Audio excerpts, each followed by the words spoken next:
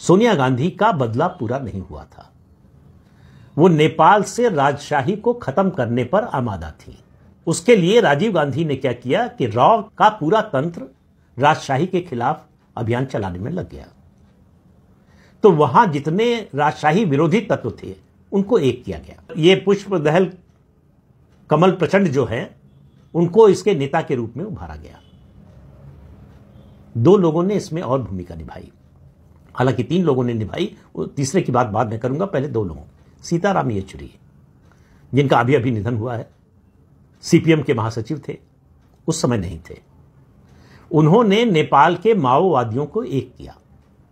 अब आप देखिए कि वो माओवादी, उनको लग रहा था कि यहां जो माओवादी हैं भारत में, उनका इन दोनों का संबंध बन जाएगा तो माओवाद का विस्तार होगा, यानी वामपंथ का विस्तार होगा। वो तो एक उद्देश्य था।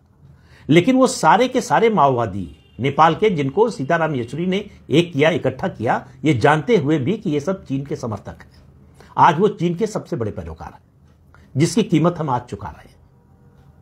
तो सीताराम येचुरी और नेपाल कांग्रेस के लोगों को एक करना राजशाही के खिलाफ, उसका काम किया डॉक्टर डीपी त्रिपाठी ने, देवी प्रसाद त्रिपाठी, जो एनसीपी के नेता थे उस समय। उनके संबंध थे पुराने। उनमें से बहुत से लोग ऐसे थे जो या तो जेएनयू में या तो काशी हिंदू विश्वविद्यालय में पढ़े हुए थे, और उनमें से ज्यादातर लोग भारत में किसी न किसी शहर में, बनारस में या दिल्ली में रहे हुए थे। तो इन दोनों का गठबंधन बनाया गया राजशाही के खिलाफ। और एक चीज और आप याद रखिए कि नेपाल के जो महाराजा हैं, उनको नेपाल में भी और भारत में भी भगवान विष्णु का अवतार माना जाता है। तो ये बात वामपंथियों को कैसे पसंद हो, ये बात सोनिया गांधी को कैसे पसंद हो, और ये बात कांग्रेस पार्टी को कैसे पसंद हो। तो कांग्रेस पार्टी का हिंदू विरोध आज जो दिखाई दे रहा है राहुल गांधी में आपको, वो कोई नया नहीं है, वो लंबे समय से चला आ रहा है। वो पार्टी की परंपरा और परिवार की परंपरा दोनों से जुड़ा हुआ है। तो नेपाल की संसद में वहां कॉन्स्टिट्यूएंट असेंबली बनी राजशाही के खिलाफ, और उसने प्रस्ताव पास किया 18 मई 2006 में। नेपाल की संसद ने प्रस्ताव पास करके राजा के अधिकार ज्यादातर छीन लिए। 90,000 जो सैनिक थे, उनके सुप्रीम कमांडर हुआ करते थे नेपाल के महाराजा, उनको हटाकर वो 90,000 सैनिकों की सुप्रीम कमांड जो है वो नेपाली संसद को दे दी गई। राजा की संपत्ति पर बहुत सारे टैक्स लगा दिए गए। तो राजा को अपदस्थ करने में सीताराम येचुरी और डीपी त्रिपाठी की बड़ी भूमिका थी। जाहिर है कि उसमें भारत सरकार की भूमिका थी। रॉ के एक स्पेशल डायरेक्टर अमर भूषण ने अपनी किताब इनसाइड नेपाल में लिखा है, यानी रॉ ने कैसे राजशाही को नेपाल में अपदस्थ किया, उसमें रॉ की बहुत बड़ी भूमिका थी। उसके बारे में उन्होंने विस्तार से लिखा है, ये सब कैसे हुआ, किस तरह से किया गया। एक तीसरे व्यक्ति की मैंने बात की थी। नेपाल में राजशाही को खत्म करना है और उसमें रॉ की पूरी ताकत लगी हुई है, भारत सरकार की मतलब ताकत लगी हुई थी। तो इसके बारे में अंतिम फैसला करने से पहले सोनिया गांधी विपक्ष को साथ लेना चाहती थी। उन्होंने अटल बिहारी वाजपेयी से पूछा, जो उस समय विपक्ष के नेता थे। उन्होंने अपनी पार्टी के एक नेता को नेपाल भेजा और कहा कि वहां से पता करके रिपोर्ट दो। अब उस नेता का मैं नाम नहीं लेना चाहता, वो राज्यसभा के सदस्य भी रह चुके हैं। उन्होंने लौटकर जो रिपोर्ट दी वो पूरी तरह से गलत रिपोर्ट थी। और रिपोर्ट ये दी, नेपाल के राजा चीन से मिल गए हैं और भारत विरोधी काम में लगे हैं, इसलिए राजशाही का खत्म होना जरूरी है, भारत के हित में है। और सोनिया गांधी के इस कदम को, सोनिया गांधी तो अपना बदला लेने पर उतारू थी। उनको राजशाही को खत्म करना था, नेपाल के राजा को सबक सिखाना था और नेपाल को सबक सिखाना था, क्योंकि वो अपने अपमान को अभी तक भूली नहीं थी। इसमें उनको साथ मिला भारतीय जनता पार्टी का। एक गलत फीडबैक के आधार पर भारतीय जनता पार्टी और अटल बिहारी वाजपेयी ने फैसला लिया कांग्रेस सरकार के कदम का समर्थन करने का। उसका नतीजा आप समझिए, उसका जो परिणाम हुआ उसको समझने की कोशिश कीजिए। उसका असर केवल भारत पर नहीं, पूरी दुनिया में हिंदुओं पर पड़ा। दुनिया का एकमात्र हिंदू राष्ट्र खत्म होने जा रहा था और उसमें सहयोगी बनी भारतीय जनता पार्टी। सोनिया गांधी का, कांग्रेस का ये एजेंडा तो समझ में आता है। नेहरू के समय से वो राजशाही के और हिंदू राष्ट्र के खिलाफ थे। नेपाल हिंदू राष्ट्र है, ये बात कभी नेहरू गांधी परिवार ने स्वीकार नहीं किए। चाहे जवाहरलाल नेहरू हो, चाहे राजीव गांधी हो, चाहे सोनिया गांधी हो, बीच में फर्क सिर्फ जो है इंदिरा गांधी के समय आया था। तो मैंने जैसा पहले कहा, लाल बहादुर शास्त्री और इंदिरा गांधी के समय जब ये दोनों प्रधानमंत्री बने, उस समय कोर्स करेक्शन की कोशिश हुई। तो ब्लॉकेड नेपाल से लौटकर जो राजीव गांधी ने किया, जिसके बारे में कहा जाता है कि वो सोनिया गांधी के दबाव में किया गया, उससे जो नाराजगी का सिलसिला शुरू हुआ। देखिए, सरकार और वहां की राजशाही की नाराजगी तो अपनी जगह, आम जनता की नाराजगी वहां से शुरू हुई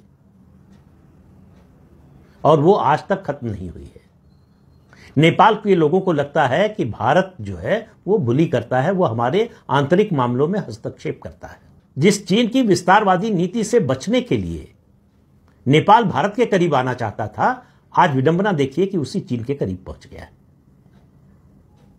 तो एक गलत फैसले ने, एक गलत जानकारी ने, एक गलत सहमति ने एकमात्र हिंदू राष्ट्र को खत्म कर दिया। सोनिया गांधी का बदला पूरा हो गया। नेपाल में राजशाही खत्म हो गई। वो बात के डेवलपमेंट और हैं कि राजा के बेटे ने, जो दीपेंद्र शाह थे, उन्होंने अपने पूरे परिवार की हत्या कर दी। उसके बारे में बहुत सारी कहानियां हैं और उन कहानियों के बारे में अमर भूषण की जो किताब है उसमें बड़ा विस्तार से ऐसा बताते हैं कि लिखा गया। मैंने पूरी किताब पढ़ी नहीं है, इसलिए उसके बारे में कोई दावे के साथ नहीं कह सकता कुछ। लेकिन इतना तय है कि राजीव गांधी के समय से रॉ, हमारी जो खुफिया एजेंसी है, रिसर्च एंड एनालिसिस विंग, जो विदेशी खुफिया एजेंसी है, उसकी बहुत बड़ी भूमिका थी नेपाल का हिंदू राष्ट्र का दर्जा खत्म करने और नेपाल से राजशाही को खत्म करने में। आज स्थिति यह है कि हमारे पड़ोसी देशों में जो देश हमारे सबसे करीब था, सांस्कृतिक रूप से जिससे सैकड़ों हजारों साल के संबंध थे, वो हमारे खिलाफ है इस समय। और वो खिलाफ हो, इतना होता तो शायद गनीमत होती। वो हमारे दुश्मन देश के प्रभाव में है। नेपाल में माओवादियों का प्रभुत्व बढ़ रहा है, सत्ता उनके हाथ में चली गई, राजशाही हट गई, हिंदू राष्ट्र नहीं रहा। ये एक बड़ा खतरा था भारत के लिए, एक बड़ा धक्का था भारत के लिए। लेकिन कोढ़ में खास जिसको कहते हैं कि नेपाल माओवादियों के कब्जे में चला गया, और वो माओवादी जो चीन समर्थक हैं, बड़ा स्पष्ट है।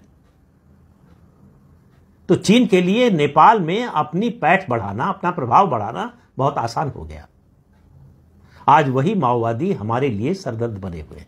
भारत नेपाल संबंधों में सबसे बड़े रोड़ा है, और ये सब किया धरा इस परिवार का है।